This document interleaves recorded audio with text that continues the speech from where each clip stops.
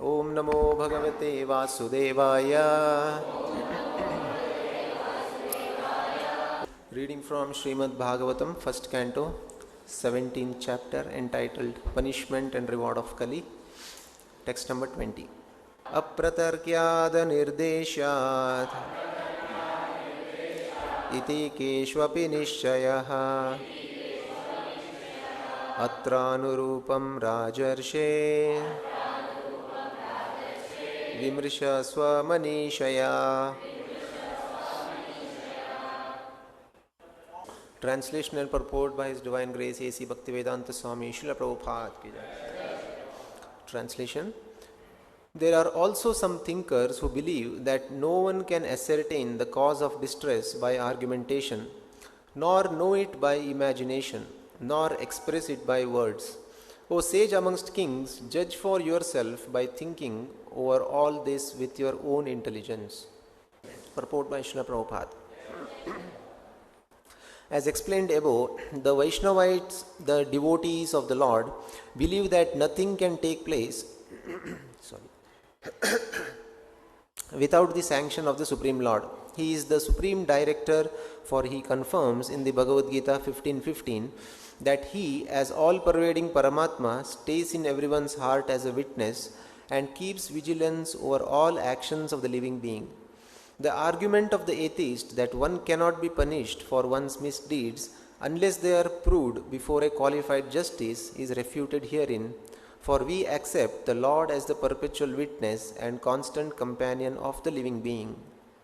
A living being may forget all that he might have done in his past or present life, but one must know that in the same tree of the material body, the individual soul and the Supreme Soul as Paramatma are sitting like two birds. One of them, the living being, is enjoying the fruits of the tree, whereas the Supreme Being is there to witness the activities. Therefore, the Paramatma feature, the Supreme Soul, is actually the witness of all activities of the living being, and only by his direction can the living being remember or forget what he might have done in the past. The Lord is therefore both the all-pervading impersonal Brahman and the localized Paramatma in everyone's heart. He is the knower of all, past, present and future, and nothing can be concealed from him. The devotees know this truth, and therefore they discharge their duties sincerely without being overly anxious for rewards. Besides that, one cannot estimate the Lord's reactions either by speculation or by scholarship. Why does he put some into difficulty and not others? He is the supreme knower of the Vedic knowledge, and thus he is the factual Vedantist. At the same time, he is the compiler of the Vedanta. No one is independent of him, and everyone is engaged in his service in different ways. In the conditioned state, such services are rendered by the living being under force of the material nature, whereas in the liberated state, the living being is helped by the spiritual nature in the voluntary loving service of the Lord. There is no incongruity or inebriety in his actions. All are on the path of absolute truth. Bhishmadeva correctly estimated the inconceivable actions of the Lord. The conclusion is, therefore, that the sufferings of the representative of religion and the representative of the earth, as present before Maharaj Parikshit, were planned to prove that Maharaj Parikshit was the ideal executive head, because he knew well how to give protection to the cows, the earth, and the Brahmanas, religious principles, the two pillars of spiritual advancement. Everyone being under the full control of the Lord, he is quite correct in his action when he desires something to be done by someone, irrespective of the consideration of the particular case. Maharaj Parikshit was thus put to a test for his greatness. Now let us see how he solves it by his sagacious mind. This ends the Bhaktivedanta purport. So we are reading from these pages of Srimad Bhagavatam. We are in the first canto. First canto is entitled Creation. So the whole Srimad Bhagavatam is a conversation between, just like Bhagavad Gita is a conversation between Lord Sri Krishna and Arjuna. So it is conversation between Maharaj Parikshit and Srila Shukadeva Goswami. And then when this topic was being discussed amongst the various sages attended, among whom Suta Goswami was also one among them. So when he heard it from Shukadeva Goswami, and then next he is narrating these to the sages of Naimisharanya, wherein the similar topics, what the questions what were put by Parikshit Maharaj, and the answers to which was given by Srila Shukadeva Goswami, the same is elaborated, and then the discussion is happening. So then we all know after the battle of Kurukshetra, Parikshit Maharaj was enthroned as the emperor of the whole world, and then he was ruling very nicely, and one day he had to visit sage Shamika Rishi's ashram, because what happened, he was very thirsty, and then what happened, he actually placed one dead snake on his body, and the sage was in a deep trance, he was in meditation, he did not realize who had come, but actually it was his duty, the emperor, the king himself had come, he was supposed to receive him and offer him something, but because he was in full trance, he did not realize. And Parikshit also, actually if you see, he was a pure devotee of the Lord. He is the grandson of Arjuna. The Pandavas, they were themselves great pure devotees of the Lord. So he had all the necessary culture, he had all the knowledge, but because he came under this influence, so this was setting the stage for narration of Srimad Bhagavatam, so that in the future generations we can all make best utilization of this knowledge. And then he placed a dead snake on the sage's body, and he goes away. And then when the sage's son comes, he actually sees that this particular act of Parikshit Maharaj deserves punishment. And what kind of punishment? He actually curses him to death. In 7 days, Maharaj Parikshit will die. That was the sage of a Brahmana boy, Shringi. And then moment Parikshit Maharaj gets this curse, he actually becomes very serious. He was always, his name itself indicate, he was always serious about one particular thing. What is that particular thing? The most important thing is, he was searching after someone. Parikshit means he was examining. So whom he had seen in his mother's womb. So Lord Vishnu had protected him from the Brahmastra released by Ashwatthama, meant for his killing. So Lord had come there in 400 form, Vishnu form, and he had protected him. So that form always, he remembered, and he was looking whether can I have another glimpse of that wonderful form of the Lord. So he was always examining. So then Parikshit Maharaj becomes very serious. Now I have only 7 days with me, and then he goes to the bank of Ganges, the river Yamuna there, Hastinapur, and then he actually somehow meets Shukadeva Goswami. Shukadeva Goswami also comes there, and he starts narrating this. And then Parikshit Maharaj, so this is what the setting. But before that, Parikshit Maharaj had gone on a tour. After he becomes emperor, he had to get first-hand information what is happening in his kingdom. So, and then when he goes and he comes across this very peculiar situation wherein a person dressed like a king, he was actually beating cow and the bull. So the cow is actually the representation of Mother Earth, the bull was the representative of Dharma. So they were having conversation, and then who is this particular person who is dressed as a king? Then actually we will see in the further chapters. So that is how punishment and reward of Kali. So later on Parikshit Maharaj actually punishes after few verses Kali Purusha, and he rewards also. So before that, when he comes across this cow and bull, because the cow and the bull was standing only on one leg, the 3 legs were badly hurt, and cow was also continuously shedding tears. So who is the cause for your lamentation? So there was a conversation happening between bull and the cow, and at that place Parikshit Maharaj comes, and then when Parikshit Maharaj questions the bull that who is the cause for your such pathetic condition. So Dharma Vacha in the 17th verse, just 3 verses before, 17, 18, 19, 20, if you see, we will get the context. So the personality of religion, the bull was answering there to Parikshit Maharaj. These words just spoken by you befit a person of the Pandava dynasty. Captivated by the devotional qualities of the Pandavas, even Lord Krishna, the personality of Godhead, performed duties as a messenger. So here how Lord Krishna was very close to Pandavas, the bull is actually recollecting, and Parikshit Maharaj happened to be the descendant of the same dynasty, such a glorious Pandava dynasty. So is the narrating that, because you are so much concerned about the protection of cows and bull, so this position befits you, is what Dharma is telling. In the next verse, bull is continuing, O greatest among human beings, it is very difficult to ascertain the particular miscreant who has caused our sufferings, because we are bewildered by all the different opinions of theoretical philosophers. Now, just like we come across so many theories in today's world also, there is a particular effect.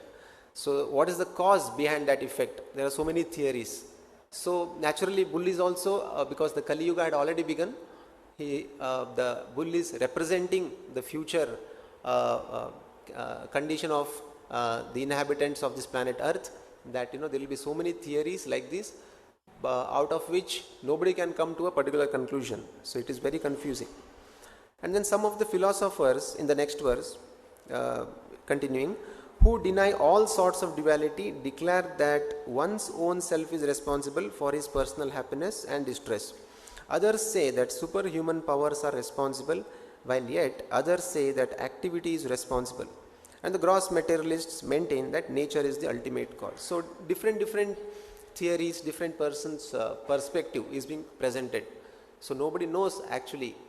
So in the Mahabharata also that is said, Tarko apratishta shrutayo vibhinna nasam rishiriyasya matam na bhinnam. So everybody puts forth his own theory about this cause and effect. And then in today's verse, it is said there are also some thinkers who believe that no one can ascertain the cause of distress by argumentation, nor know it by imagination. So apratarkyat anirdeshyat. Tarka means arguments, applying different kinds of logic and arguments. So according to me, in my opinion, a lot of people they go by what they feel like, they put for their own theories. So that is tarka. So apratarkyat anirdeshyat. Anirdeshyat means again it is speculation, thinking it could be like this. So apratarkyat anirdeshyat iti keshvapi nishchayaha. So nishchaya means definitely coming to a conclusion. Just by putting for a lot of arguments, by sound logic, mental speculation, nobody can come to the final conclusion. So atranurupam rajarshe. So what is the condition now? The bull and cow, they are not able to come to a conclusion that who is the exact cause for their pitiable condition. So is it Kali Purusha? Is it their own karma? Is it some other living entities? So they are not able to come to a conclusion. So then what they are saying? Atranurupam Rajarshe. So they are addressing Parikshit Maharaj as Rajarshe. Rajarshi means, Raja means king, Rishi means sage. So although he was a king, his activities, his mentality, his consciousness was like a great sage. So Rajarshi. So he used to rule people with utmost care, like a sage. So so they are addressing Vimrisha Rajarse and then Vimrishaswa Manishaya. Now you have to decide, you have to come to the conclusion with your own intelligence. So many philosophers, so many thinkers, last three verses. So this is the concluding verse in this particular section, that ultimately it rests on Parikshit Maharaj to decide and act accordingly. He has to take a call what to do next. So translation, Prabhupada very beautifully writes, there are also some thinkers who believe that no one can ascertain the cause of distress by argumentation, nor know it by imagination, nor express it by words. Because some say that some things I can only experience, I can feel, I cannot experience it with words. There are so many, some Mayavadi philosophers, they put forth such statements. So, O sage amongst kings, judge for yourself by thinking over all this with your own intelligence. So actually they are putting forth this particular arguments that we are also unable to come to conclusion. So many others are also unable to come to conclusion. Now you have to decide. You have to come to conclusion and take the necessary steps. So this is actually Vimrishya swa manishaya. So with your own intelligence. So that particular word is very, very important. So now Prabhupada also mentions, Prabhupada was writing a letter to one devotee. So he says you have to surrender to Krishna by your intelligence. Not that you surrender your intelligence. So Prabhupada was actually replying to that devotee some questions which were kind of did not have sound logic, blind faith. He was following something. So Prabhupada is telling, don't foolishly surrender. You have to surrender with intelligence. So that means blindly following a pure devotee, that is also good. But to last longer, so what is the reason he is giving us? So now suppose somebody follows Prabhupada's instructions, basic instruction, follow 4 regulative principles, no meat eating, no illicit sex, no gambling, no intoxication. It's very good.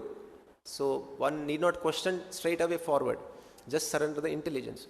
But if someone knows why Prabhupada is telling this, so there is a sound logic behind whatever Prabhupada is saying. There is evidence from the scriptures. There is reference, not that Prabhupada is concocting something on his own and is telling something. So he's not reinventing. So Puranam, so Krishna also says, Bhagavad Gita, this knowledge what I am speaking to Arjuna, it is not that something I am creating now, inventing now, discovering something new.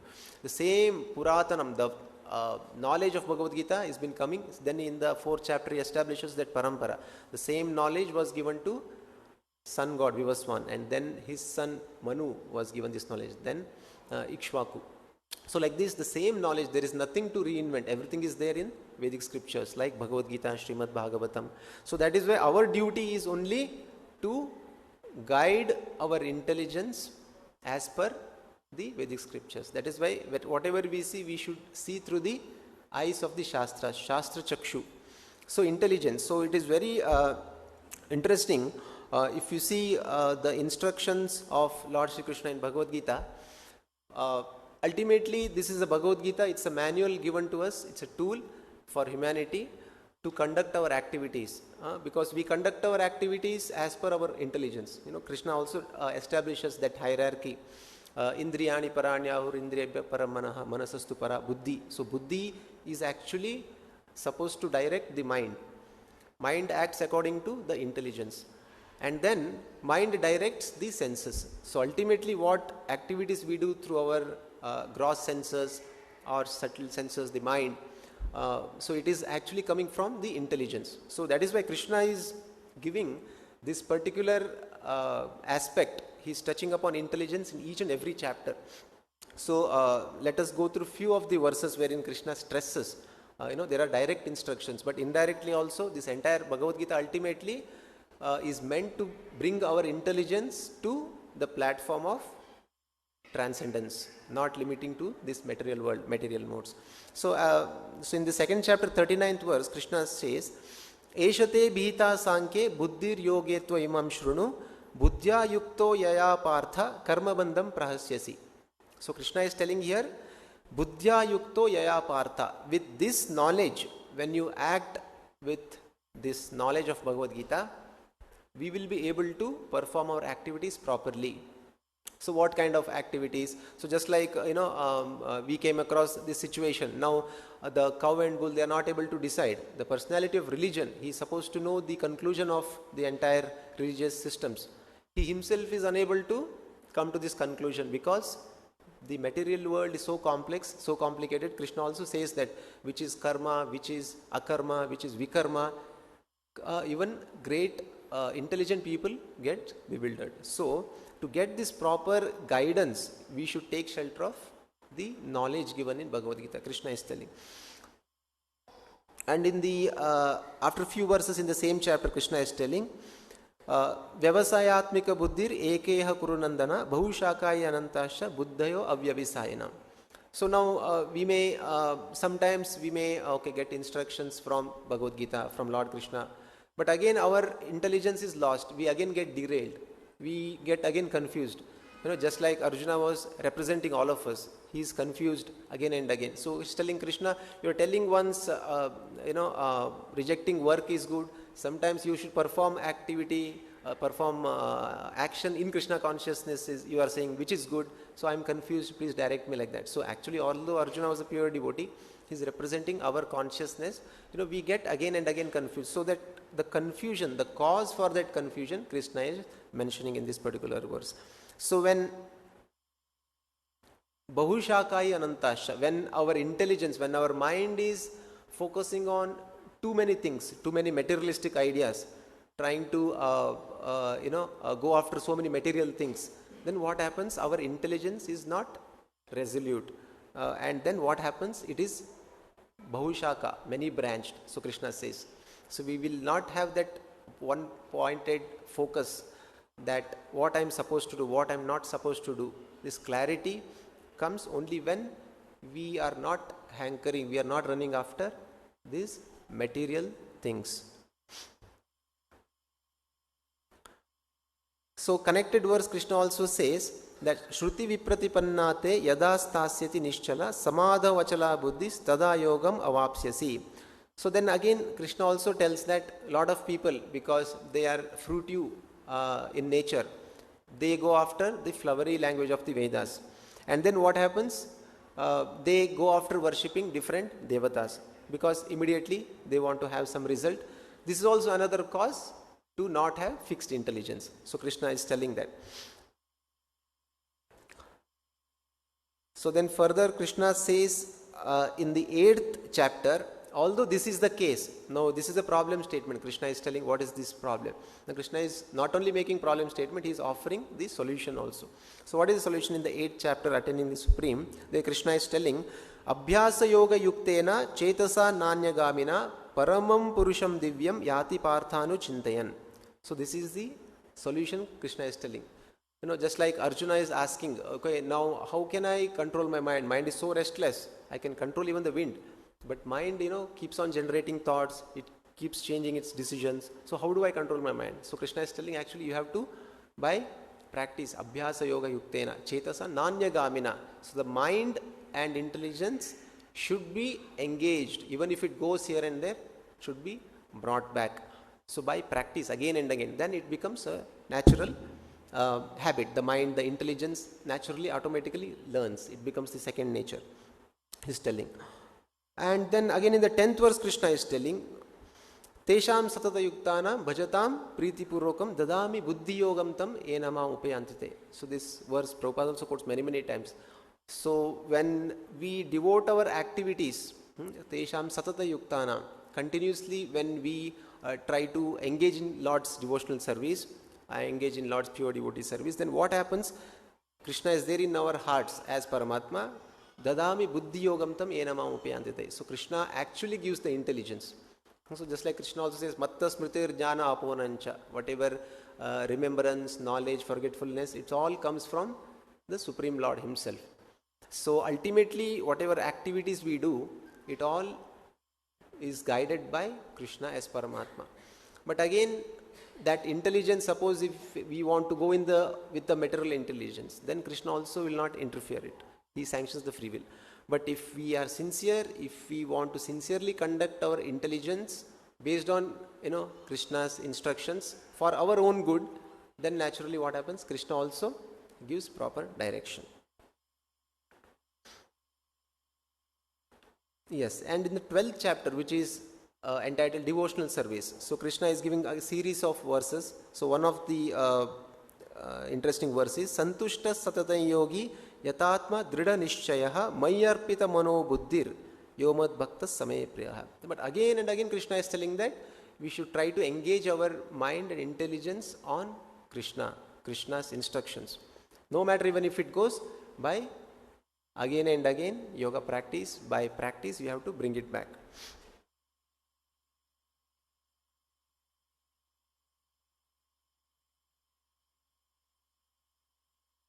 Okay, so Krishna finally concludes in the 18th chapter of Bhagavad Gita. The conclusion, the conclusive instruction is Chetasa sarva karmani mai sanyasya matparaha buddhi yogam upashritya matchitta satatam bhava. So in all activities just depend upon me and work always under my protection. In such devotional service be fully conscious of me. So Krishna's another instruction also, Mam anusmara yudhyacha. So while engaging in Krishna's activities, again mind may lose track of Krishna. So Krishna consciousness means in our consciousness Krishna should be there. So for what I am doing this, for ultimately when I get result, everybody does work for some result. So after getting this result, what am I going to do with it? Am I offering to Krishna? If it is for Krishna, then definitely Krishna will be in the background. So that is actually Krishna is telling, when we fully work in Krishna's consciousness, that is actually Krishna consciousness.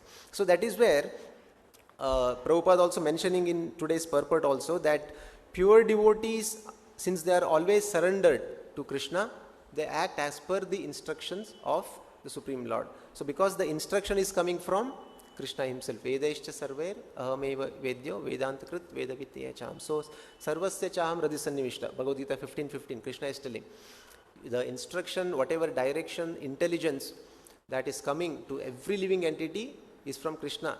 But a pure devotee, since his mind is always engaged in Krishna, he is in Krishna consciousness, it is sure that the intelligence is perfectly coming from Krishna himself. So that is why their actions are also always perfect. So that is why the cows and bull, they are ultimately giving the choice to Parikshit Maharaj himself, because Parikshit Maharaj is a pure devotee. They know that, so you can decide what action, what is the cause for our suffering, and you can take necessary steps because your intelligence is properly fixed in Krishna. So that is what they are saying. Okay, so in one of the glories of the verses, the series of glories of Srimad Bhagavad Gita, the verses that glorifies Bhagavad Gita, the most famous verse is this: Sarvopanishado gavo dogda gopala nandana sudhir partho vatsa sudhir bhokta dugdam Gitamritam mahata. So here actually there is an analogy, there is a comparison. All Upanishads are compared to this particular cow, just like the cow is been compared to the religious person in Bhagavatam. So here in this particular analogy, all the Upanishads, which is, Gita Upanishad is also one of them, is compared to cow. Sarva Upanishad cow, Dogda Gopala Nandana, and the milker of this cow is Lord Sri Krishna, because Krishna is the creator of all the Upanishads. The knowledge has come from Krishna. And then Partho Vatsa Sudhir Bhokta. So Partha is Arjuna. Just like the cow gives milk only when there is calf, isn't it? And then when this calf is compared to Arjuna, Partho Vatsa Sudhir Bhokta Dugdam Gitamritam Mahata.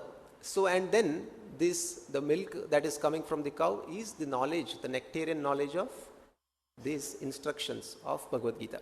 So now the cow is giving milk, calf is not drinking fully, Arjuna is not drinking fully.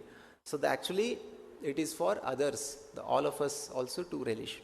So that is why Prabhupada is telling in the purport also that towards the end of the purport, yes, the conclusion is therefore that the sufferings of the representative of religion and the representative of the earth, so represented by bull and the cow, as present before Parikshit Maharaj, were planned to prove that Maharaj Parikshit was the ideal executive head because he knew well how to give protection to the cows and the Brahmanas, the two pillars of spiritual advancement. Everyone being under the full control of the Lord, he is quite correct in his action when he desires something to be done by someone, irrespective of the consideration of the particular case. So Prabhupada is again stressing here the importance of cow protection. So that is why Srila Prabhupada explains cow protection and Brahmanical culture are the two pillars of spiritual advancement. So that is why in our Vedic literatures, the importance that is given to cow protection and protecting these cows and bulls is given the utmost prominence. So Prabhupada says elsewhere, Vedic culture centers on the cow. In fact, without cows there can be no true Vedic culture. So that is why we offer prayers also to Krishna. No? Namo Brahmanya Devaya Go Brahmana Hitacha. So Go means it refers to cows also, it refers to senses also. So Krishna actually, his one of the names is Gopal. So he is actually protector of the cows. He is the caretaker of the cows. He loves cows so much.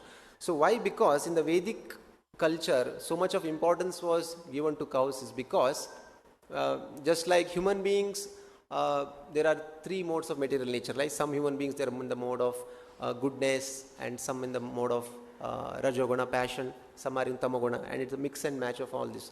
So now there are animals also in the mode of goodness, rajoguna and tamoguna.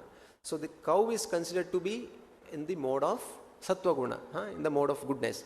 So that is why when we associate with cows, Krishna also says that, the kind of persons we associate, sangat, sanjayate, kamat, so that whole chain, we also develop similar qualities.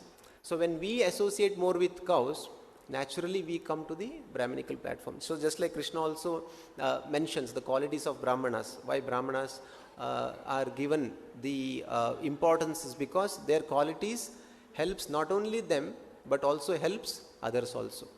Just like somebody who is in tamoguna or rajoguna, he not only harms himself, he actually harms others also, isn't it? But on the other hand, if somebody is in the mode of goodness, he does not harm himself, at the same time he does good to others also. So that is why Krishna mentions the qualities of Brahmanas: shamodamas, tapas, shaucham, ahimsa, kshanti, rajamam, peacefulness, selflessness, cleanliness, purity, tolerance. So all these qualities are also actually manifested by cows. So that is why cow protection is very important. Just by protecting, we also elevate our consciousness. So there is a very interesting one pastime in Chaitanya Charitamrita. So when Chaitanya Mahaprabhu was still a child, so Nimai Pandit his name was, and then once an astrologer visits his house. So then his father invites the astrologer, and he requests the astrologer to predict Chaitanya Mahaprabhu's future. And this astrologer was so expert that he immediately recognizes he is actually the Supreme Lord. In his previous life, he was Supreme Lord, Krishna himself. And then father becomes very happy. But then when this was disclosed to Chaitanya Mahaprabhu, because he had incarnated as a devotee of the Lord. So whenever somebody addressed him as Supreme Lord, he used to close his ears, and then he used to say, no, I am just a devotee of the Lord, I am not Lord. So then Chaitanya Mahaprabhu also addresses this astrologer. No. So these are the words from the Chaitanya Mahaprabhu himself. So in my last birth, I was born in the family of covered men, and I gave protection to the calves and cows. Because of such pious activities, I have now become the son of a Brahmana. So Lord Chaitanya is actually telling, so although astrologer actually he could predict, he is the same Supreme Lord. In the last life he was actually Krishna. So Chaitanya Mahaprabhu is saying no, but indirectly he is also putting in the same words. I was just a coward boy, but the power of protection, the cow protection, calves protection is so much that just by doing that, now in this life I am in such situation. So whatever past activities we do, all those decides our present situation. And now based on my present activities, it will decide my future. So this is what Chaitanya Mahaprabhu is putting. So Lord Chaitanya was teasing astrologer who had determined that the Lord in his past life had appeared as an incarnation of the Supreme Personality of Godhead to have some fun. So Chaitanya Mahaprabhu told this, in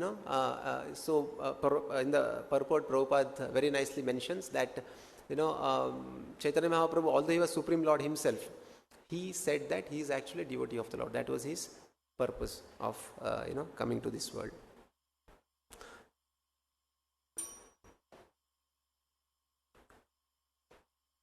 Yes. So now there was another interesting one narration by Srila Bhaktisiddhanta Saraswati Thakur. That once a lady was cooking. She was trying to make some very special dish, and then she gets a book. We have cookbook and all. So she refers to particular thing, and then she was cooking. She was following each and every step that was written in that book, that was mentioned in this book. Finally, after half an hour, the dish is ready. But then when it was about to be served to the guests, what happened? That is, the guests and she herself realized that it is unfit for offering. So why that happened? Correct, exactly. Fire was not on at all. So all the procedures, everything was mentioned, but it was not mentioned to turn on the stove, light the fire and cook the dish. Everything she followed except this particular thing. So many times, sometimes we follow certain things, but then we wonder why I'm not getting this result, because something basic is missing. Common sense. So it's common sense. It looks like common sense, but again the intelligence has to come from the pure devotee spiritual master, his directions, or Lord Krishna's intelligence. He should give this common sense knowledge in the form of intelligence and guidance as Paramatma. So when we try to follow Krishna's instructions, try to follow sincerely Srila Prabhupada's spiritual master's instructions, then what happens? Krishna also becomes he'll change the situation, he'll help us to follow very nicely. So Bhaktisiddhanta Saraswati Thakur, whose father was Bhaktivedanta Thakur, whose disappearance day today, it is worth listening, going through few pastimes, and it is so inspiring that pure devotees, whatever actions they do, whatever the way they conduct themselves, whatever activities they do, it is all under the perfect intelligence of the Supreme Lord. So that is why it is said in today's verse also that Parikshit Maharaj, since your intelligence is perfect, you are a pure devotee, you should actually guide us. This is what they are submitting to Parikshit Maharaj.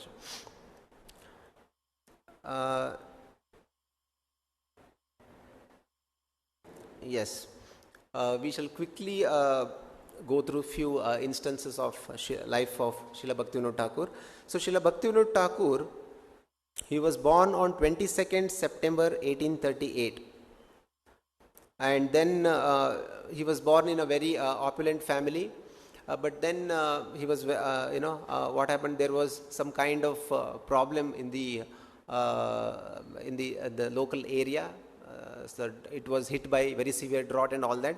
Then the situations changed, and then Bhaktivinoda Thakur, although he was a pure devotee of the Lord, his father, his parentage, everything was from an orthodox family. Then Bhaktivinoda Thakur realized that this material world, at any point in time, anything can happen. So that was some kind of, sometimes some kind of trigger is required, right? Unless pure devotee, just like we have seen in the pastime of Bilo Mangal Thakur also, unless he came to a point wherein he was reminded of his past spiritual, life. So he was acting like an ordinary person. So, but Bhaktivinoda Thakur also actually, he was, although a very busy man, he was a magistrate at Puri, and then before that he had taken up the profession of school teacher, because he was offered some business to be taken care of. But what happened? Because in the business, people had to tell lies, and that was the situation during British time. So Bhaktivinoda Thakur didn't like it. So he said the work of a Brahmana is to teach. So he became actually school teacher, and then over a period of time he became magistrate also. And Bhaktivinoda Thakur, when he was magistrate at Puri, we all know that famous pastime where Prabhupada narrates, he handled one mystic yogi, Bisaki Sen, because he was claiming himself to be God, Lord Vishnu, and he offended Lord Jagannath. Then very severely he was punished by Bhaktivinoda Thakur. So that means a pure devotee is completely fearless, and in the course of that hearing, that particular trialing this particular yogi, this yogi was so powerful that he tried to kill even Bhaktivinoda Thakur. But actually he and his family members, although they were affected, Bhaktivinoda Thakur was fearless completely, because he was fixed in doing the right thing, because his intelligence was completely guided by the Supreme Lord himself. So like that. And then Bhaktivinoda Thakur wrote more than 100 books. Even he sent books to foreign universities, McGill University, 1896. So that was the birth year of Srila Prabhupada also. So Prabhupada recollects that, and then one of the most significant contributions was Bhaktivinoda Thakur found the exact birthplace of Chaitanya Mahaprabhu. So Chaitanya Mahaprabhu, because he although established very nice Achintya Beda philosophy in 1500s, over a period of time, in just 250, 300 years, the knowledge had come down to such an extent that it was just kind of sentimentalism and lot of sahajiyas. So the people who had actually not understood the philosophy and they were practicing something else, taking this Krishna consciousness to be very cheap thing, sahajiyas. And then Srila Bhaktivinoda Thakur dealt with all these sahajiyas very strictly, and actually he re-established the authentic teaching of Krishna consciousness, Chaitanya Mahaprabhu, as given by Chaitanya Mahaprabhu. So he also prayed for a ray of Vishnu to send, because although Bhaktivinoda Thakur was a pure devotee, he was empowered, he was getting old, and then it was not a one man's job, so he wanted a powerful successor to carry on his mission. So when that happened, Srila Bhaktisiddhanta Saraswati Thakur appeared, and then Lord actually had sanctioned his desire. And then once Bhaktivinoda Thakur was sitting and doing his japa, just chanting his rounds, then he realized that there is a kind of effulgence emanating from a particular tree. So there he realized what it could be. So he was meditating, contemplating on that, and then in the same thought he actually goes to sleep, he goes to rest, and he gets an indication, he gets a dream that is actually Chaitanya Mahaprabhu's birthplace. And then to reconfirm, although he gets a dream, he gets realizations, to make sure that whatever intelligence he is getting, it is authorized, he approaches his Guru Maharaj, Jagannath Das Babaji Maharaj. So when Jagannath Das Babaji Maharaj was so old at that point, he couldn't even walk. So he had to be carried in a basket. And you see here, his back was bent, and then, he was not able to even walk. So he was carried, and then moment he was brought to that particular location where Bhaktivinoda Thakur actually had, got the indication that is Chaitanya Mahaprabhu's actual birthplace. So immediately Jagannath Das Babaji Maharaj, he jumps out of the basket and starts jumping and doing nice kirtans. So that confirmed that Bhaktivinoda Thakur, yes, then he built temple, and today also we have Yoga Peeth Mayapur, the birthplace of Chaitanya Mahaprabhu. So like this, there are so many contributions, we can go on and on and on, discuss, and probably evening there will be a special class on Srila Bhaktivinoda Thakur's life. And one very significant thing is he made 3 predictions. It's very, very interesting. So the first prediction was in the 1800s, in the 1896 was birth of Srila Prabhupada, that 1896 birth year of Srila Prabhupada. He said, very soon a Senapati Bhakta will appear, who is actually will be a commander-in-chief of Chaitanya Mahaprabhu's army, who will spread this holy name all over the world. So that was the first prediction. And then second prediction is, in those days when India was under British Raj, it was ruled by Britishers. So there was no way one could visualize to such an extent that the kind of the prediction Bhaktivinoda Thakur had made in those days. So he said, people from America, England, France, Germany, so like that he lists so many Western countries all throughout the world. The white-skinned people will come and they will perform Sankirtan in holy dham of Navadvip and Mayapur, saying Jai Shachinandana, Jai Shachinandana.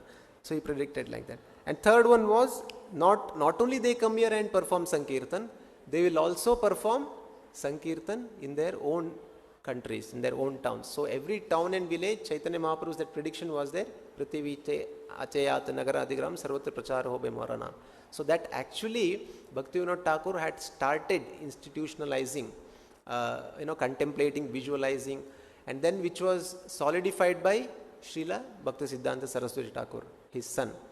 And then Prabhupada says, this was the great vision of his Guru Maharaj, and then Prabhupada made it possible. He made, and Srila Prabhupada was the person who made all these predictions true, isn't it? So that was actually Bhaktivinoda Thakur's prediction. And so like this, and then Bhaktivinoda Thakur was a very efficient magistrate. So normal cases which used to take months and years, he used to trial in, he used to, take it to conclusion in a matter of few days, even some few hours. So he was so efficient. So that is why so many things were offered by Britishers to them. You become this one, you become head of a particular state and all that. So then Bhaktivinoda Thakur, that's when he writes that these are all bada for bhajana, Krishna bhajana. So beyond a point, accepting material facilities, it is actually a distraction. And then he writes a lot of series of Sharanagati poems and all that. So then Bhaktivinoda Thakur, as he gets old, he takes the Babaji, the sannyas Diksha, and on 23rd June 1914, he actually winds up his pastime on this planet, physical pastimes on this planet Earth.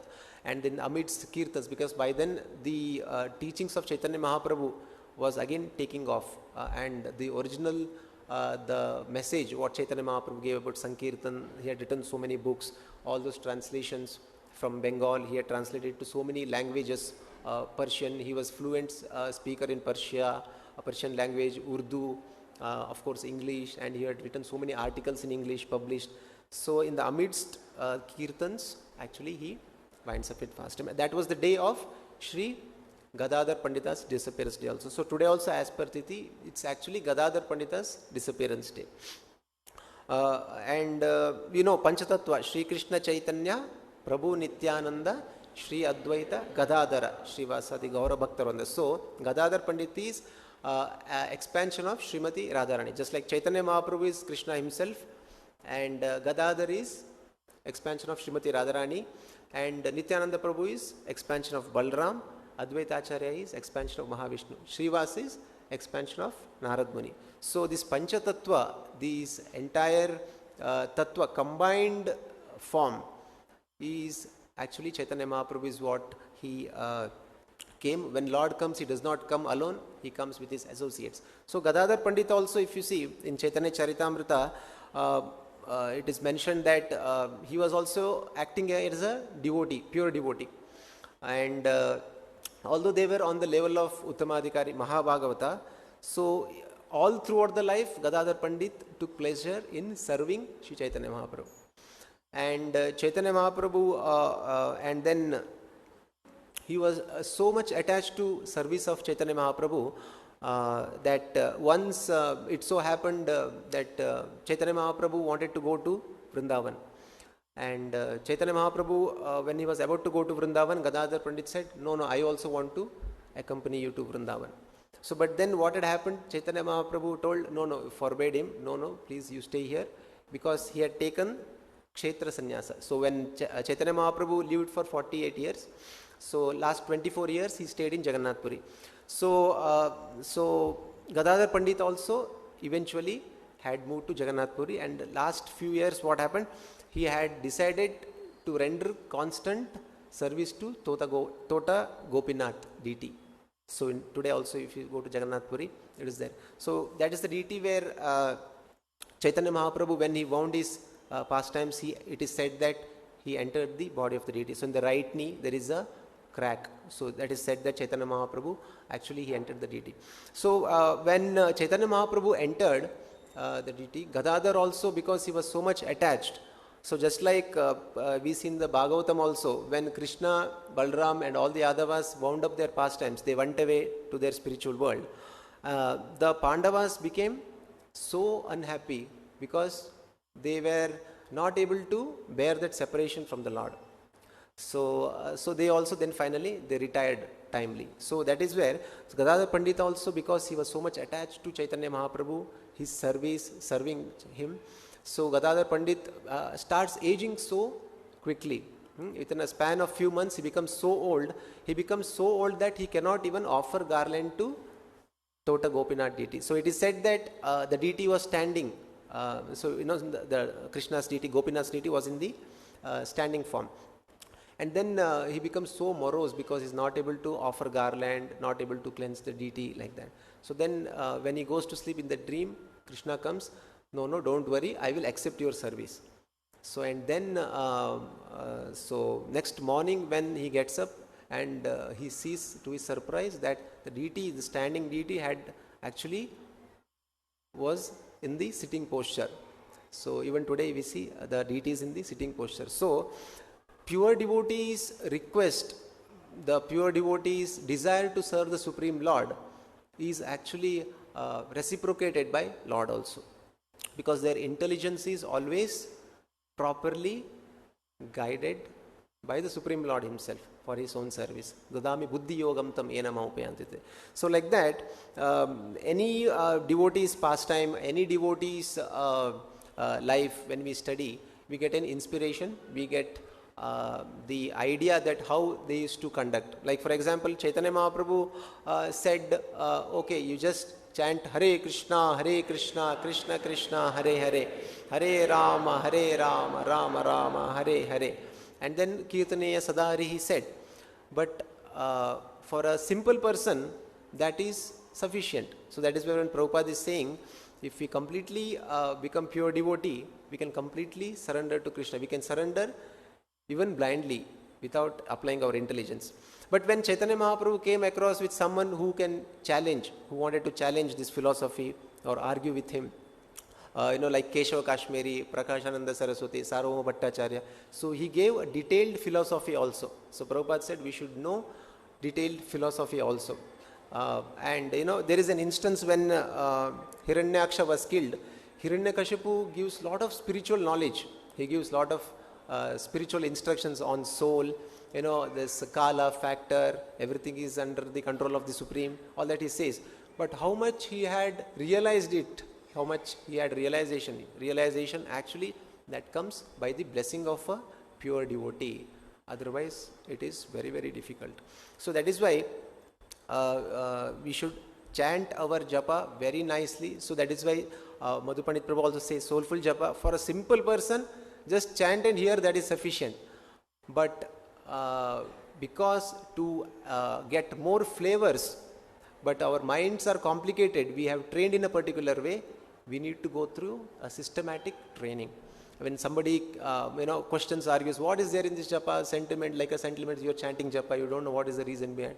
So we should know the philosophy behind it, and also it will help to improve our own japa. So that is why we should actually learn soulful japa. So Guru, Sadhu, Shastras, we have to get these three things, the knowledge, the path on which we have to tread, and that's how our intelligence will be in the right track. We'll have spiritual intelligence. And when we have spiritual intelligence, any complex situation, any difficulties, any ups and downs in our lives, we'll be able to handle it very, very efficiently. So that is why in today's verse, that is why it is said that, O sage amongst kings, Rajarshi, you judge for yourself, thinking over all this, and with your own intelligence, you have to take a call. You have to ascertain what is the cause for our problems, what is the cause of our miseries, and going forward, what I should do. So everything actually depends on intelligence, and that pure intelligence, spiritual intelligence, comes from Guru, Sadhu, Shastras, and that's where our life becomes very, very simple and successful. So with that, we have come to conclusion. If anyone has any questions or doubts, since anyways fasting today, fasting till noon, so we can discuss for 5 more minutes before we conclude.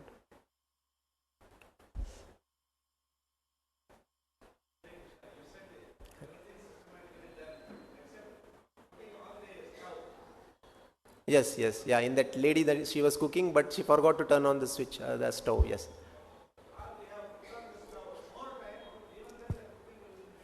Yes. So the question is here in that analogy. So she forgot to turn on the stove, so then the items were not cooked. Nice. So on the other end, he's saying if the flame is also too high, the food may completely get burnt, and then that in that case also it becomes unfit for serving, isn't it? Yes, sir. So now this regulation, Krishna himself he gives in Bhagavad Gita. Yuktahara viharasya, yukta cheshtasya karmasu, yukta swapnava bodhasya, yogo bhavati dukkha. Dukkha means miseries. We are into so many miseries. Now either we are cooking more or cooking less. Yes. So it should be exactly cooked. Only then the food becomes tasty, isn't it? So now how to lead our life? It is difficult to completely give up 100% everything. No, we have to eat also. We have to sleep also. You have to have some fun, vihara also. We are working also. So Krishna is telling, yukta ahara viharasya yukta cheshtasya karmasya. How much to do, how much, when the limit, where is the limit, where is the line to be drawn. All those things we should, we will be able to understand only when we are on the Brahminical platform. Brahminical platform means not just designation, by our activities, by our conduct, what activities we are engaging in based on Guru's instructions, Sadhu Shastra's instructions. So that is where makes our life easy. So how much to regulate specific instructions? So different instructions may require to different people. So but in general, this is what you have to be regulated. You have to be in the mode of Sattva-guna minimum. So but the Sattva-guna is also binding. So Krishna is telling, actually you should even transcend this mode of goodness. Then pure intelligence, on the transcendental platform, you will get pure intelligence, wherein we will get instructions from Paramatma, Guru, Sadhu, Shastra. We will see things as they are, as it is. How much to do, how much not to do, everything automatically is revealed. Now this analogy I want to apply for the children in today's scenario. Whether we have to cook fully, we have not to cook on the children means children behaviors. Yes. Nowadays changing, Correct. So now the truth, so absolute truths, like for example, today it happens to be Father's Day also. Krishna says in the Bhagavad Gita, what does he say? He says, Mamaivamsho jiva loke, jiva bhuta sanatana. So actually Krishna is the father of every living entity. And also says, Sarva yonishu kamtaya, murtaya sambhavantiya. So now the parents' concern is the children have to be truthful also. So Krishna also says, yes, you have to be truthful. So Krishna is the Supreme Father. But when it comes to what is for my one, there are two things. One is prayas, one is shreyas. So what is the ultimate benefit for me, and what is the immediate benefit for me? So suppose I want to get only immediate benefit. So then that means that my goal is very limited, short. But if I want to have a long-term benefit, eternal, permanent benefit, then I should be truthful to my soul, not only to the bodily relations and the activities that I am engaged in. Truthful to being soul is actually as part and parcel of Krishna. Krishna is telling, Jiver Sarupaha Krishna Nityadas. So I have to engage in Krishna's service. If I am doing that, then whatever is favorable to that I accept, and that becomes, following Krishna's instructions. So that is why when Krishna said Yudhishthira to tell lie, that Ashwatthama, that elephant was killed, he hesitated to say. So because of that hesitation, he had to have darshan of Naraka, hell, after they wound up their pastimes. So Krishna's instruction is the supreme. He is the absolute truth. So whatever he says is truth. Whatever satisfies him is truth. The rest all are actually relative truths. So when we satisfy Krishna, we are satisfying not only Krishna's, just like by watering the root of the tree, entire tree is taken care, branches, leaves, everything is taken. So by satisfying Krishna, by obeying Krishna's instructions, everybody, the whole world becomes very satisfied. So that is it. Okay, one more last question, if anybody has. Okay, thank you. Let's stop it. Grantaraj Srimad Bhagavatam ki, Srila Bhaktivedanta Thakur ki, Jagat Guru Srila Prabhupada ki jai. Nitai Gaur Premanande.